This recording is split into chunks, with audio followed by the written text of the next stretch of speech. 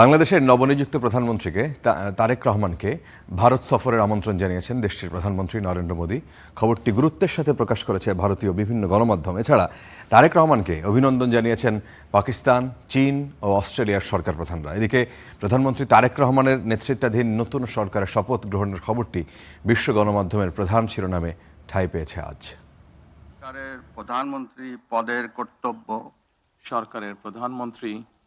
কর্তব্য বিশ্বস্ততার সহিত পালন করিব। বাংলাদেশের ১১তম প্রধানমন্ত্রী হিসেবে শপথ নিলেন তারেক রহমান। বিশ্ব নেতৃত্ব ও গণমাধ্যমগুলো বাংলাদেশের নতুন সরকারকে জানাচ্ছে উষ্ণ প্রতিক্রিয়া।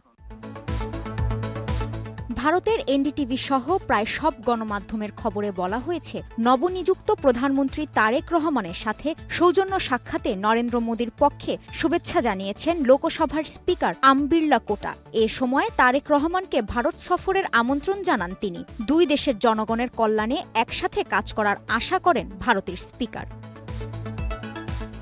নতুন প্রধানমন্ত্রী তারেক রহমানকে শুভেচ্ছা জানিয়েছেন চীনা প্রধানমন্ত্রী লি কিয়াং। দুই দেশের দ্বিপাক্ষিক সম্পর্ককে আরও জোরদার করার কথা পুনর্ব্যক্ত করেন তিনি। অভিনন্দন বার্তায় বাংলাদেশের নতুন সরকারের প্রতি চীনের সমর্থনের কথা উল্লেখ করেন লি কিয়াং।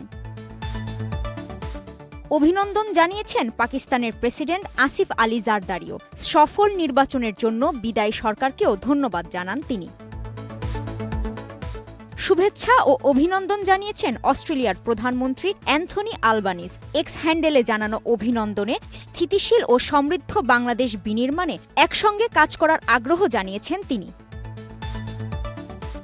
প্রধানমন্ত্রী তারেক রহমানের নেতৃত্বাধীন নতুন সরকারের শপথের খবরটি ঠাঁই পেয়েছে বিশ্ব গণমাধ্যমের প্রধান শিরোনামে।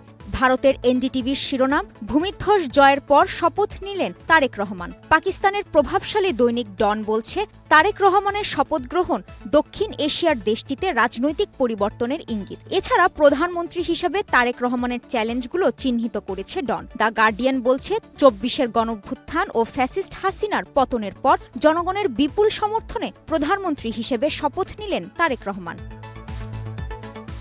এছাড়া BBC, Al Jazeera, Guardian, Reuters, AP AFP শপথের আনুষ্ঠানিকতা ও নতুন মন্ত্রিসভার বিস্তারিত তথ্য প্রকাশ করেছে। Kazi Shahrin, star news.